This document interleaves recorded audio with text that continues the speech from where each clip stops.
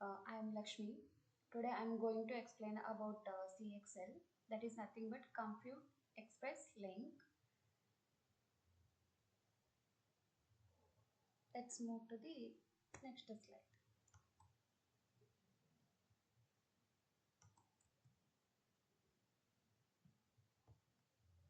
So agenda. So here I am going to explain about these all the concepts in CXL. So first one is what is CXL, why CXL, and CXL protocol, devices in CXL, and type 1 device, type 2 device, and type 3 device. So what is CXL? It is a open standard industry support cache coherent interconnect for processor, memory, expansion, and accelerators. And CXL technology maintains the memory coherency between the CPU memory and the memory on attached devices. So which all devices connected to this. It is an high-speed interconnect standard designed to improve communication between the CPUs. CPU nothing but central processing units, and components like accelerators, for example, GPUs, FPGA, memory devices, and storage. So what is the CXL aim is? It aims to address the challenges posed by increasing complex workloads in areas like AI and ML. AI nothing but artificial intelligence and machine learning and data analysis. So this is nothing but CXL. Let's move to the other slide. Why we need CXL? It aims to provide the high speed, yes, low latency connection between the CPU and GPU and other accelerators while enabling the coherent memory access between these devices. And CXL work along with PCIe and extending its capabilities. Nothing but PCIe capability it is going to extend and addressing the need of emerging workloads like AI and machine learning. So this is nothing but CXL, where we are using, why we need it. For example, unified memory access. What problem we are going to face here? Current systems often lack of unified mechanism for accelerators and CPU to share memory efficiently. Each device uses its own local memory. So what's going to happen? So what it is leading to? Data duplication, increased latency during memory transfers, insufficient use of memory resources. So here that is leading to what is the solution for this. CXL provides cache coherency and memory pooling, allowing devices to share the memory seamlessly without data duplication, reducing overhead. So it is going to reduce the data duplication. And another example we'll take, addressing scalability challenges. As data centers scale, interconnect protocols must handle the increasing demands on performance and flexibility. So for that, CXL, how it supports scalable architectures with features like memory pooling, like how it will do pooling. Multiple CPU and accelerators can share a common pool of memory. It is going to share common memory for this in the common pool. And one more is dynamic resource allocation. Memory and accelerators can be dynamically assigned to a workload as needed. So this is nothing but dynamically how it is resource were allocated. So this is information for why we are using CXL. Let's move to the CXL protocol.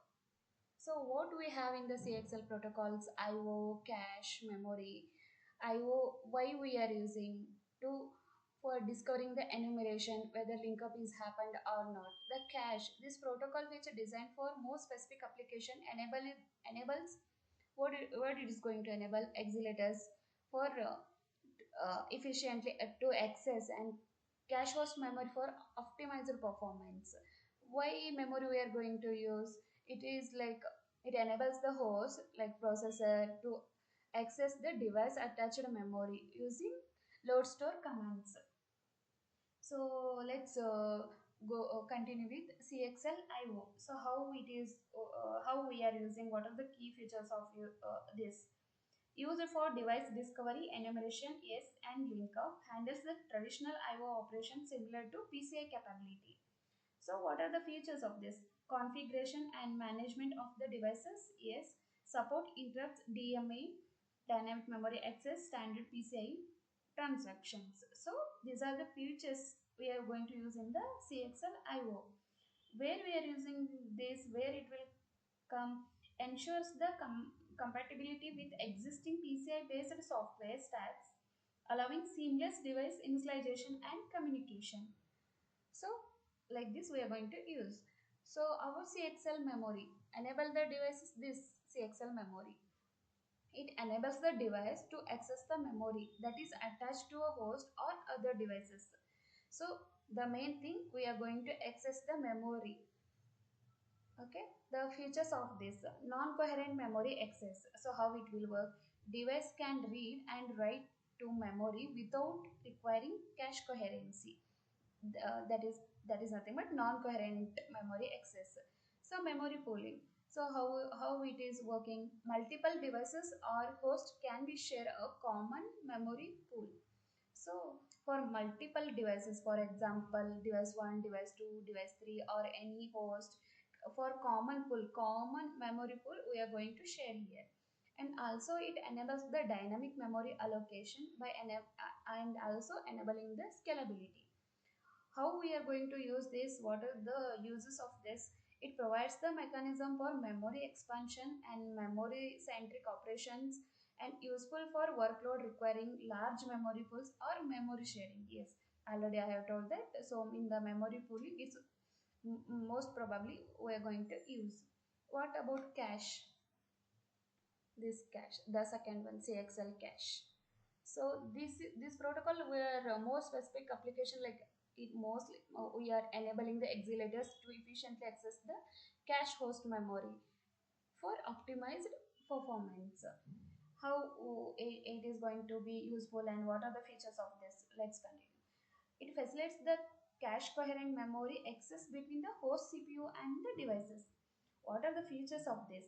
It ensures the data consistency between the CPU cache hierarchy and the device cache or memory. Okay. So the next point is like reduces the latency and improve the performance by eliminating the need for explicit synchronization. It's going to remove the explicit synchronization. Where we are using this? Critical for accelerators, GPU AI that rely on coherent memory access to operate efficiently in tandem with the CPU. So this is the usage of CXL cache. Let's move to the next slide. So CXL device types. So CXL mainly having the three devices, that is nothing but type 1, type 2 and type 3.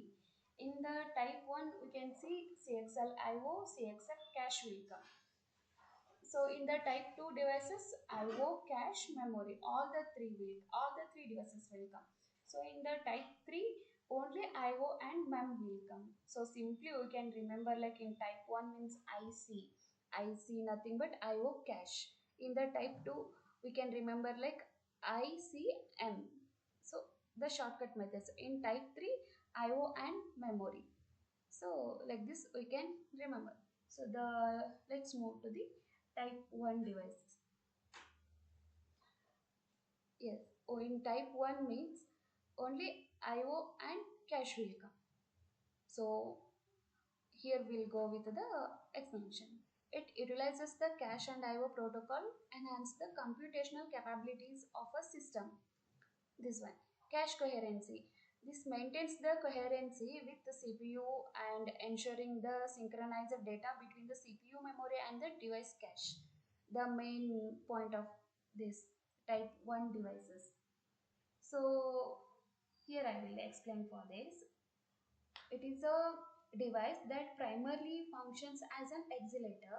It utilizes the cache and IO protocol to enhance the computational capability of a system. So mainly it is not using the memory here, it is only using IO and cache.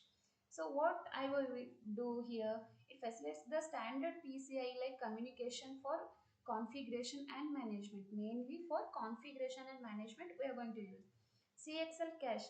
It what it will do, it It will enable the device to interconnect with the host CPU cache hierarchy for seamless data sharing, mainly for data sharing. So this is the diagram for type 1. So the main thing is here only which all components we are going to use, whether IO, cache, mem or not. So that like that we need to remember. Type 1 means only IO and cache will come into the picture. So next is type 2. As I already told, type 2 means IMC, nothing but IO, mem, cache will come. So how it will operate, how we are going to use this? It is mainly for implement the two memory coherence modes. One is like who will manage for this? Managed by the device drivers. One is bias mode and one is device bias mode and one more is host bias mode. What will happen in the device bias mode? It directly accesses the local memory and no caching is performed by the CPU. And in the host bias mode, the host CPU cache controller handles all the access to device memory. So here cache controller will handle the everything. So it is a serve like type 2, it serve as accelerator. Like accelerators example already I have given GPU, FPGA, AI with their own onboard memory. They are designed to enhance compute capabilities and provide the memory resources for specific task. So what it will give? Some memory resource it is going to give for the specific task. Cache coherency. It is what it will do. It will maintain with the cache coherency with the host CPU using cache protocol. And memory attachment, one of the point here. Type 2 devices include their own memory accessible via MEM protocol. This allows for efficient for data transferring and high speed memory operations. So these are the points of the type 2 devices. So here how memory and IO and cache is going to work. IO for standard configuration and initialization and management purpose we are going to use here. In cache, what it will do cache, it ensures the data integrity or consistency between the device memory and the host CPU. And what memory will do here, it provides the access to the device onboard memory for both device and the host. It will give the memory space for the device and the host CPU. So what is left now? Type 3 device is left. So let's move to the type 3 devices.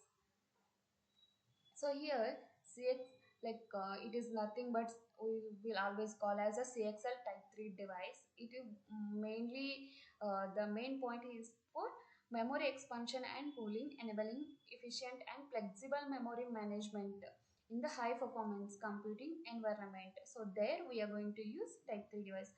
In type 3 device only IO and mem will come. Okay, so type 3 device is memory only device that provides the host managed memory or act as a memory buffer. And one more thing, like here IO will also come. It allows the CPU or other processing element to access the additional memory resources directly via CXL interfaces. So here I will explain this. Primarily, it's focus on memory expansion and pooling and enabling efficient and flexible memory management in a high performance computing environment. Type 3 device, that is only nothing but IO and mem will come. It provide host manager memory, act as a memory buffer. It allows the CPU or other processing element to access the additional memory resources directly via CXL interface.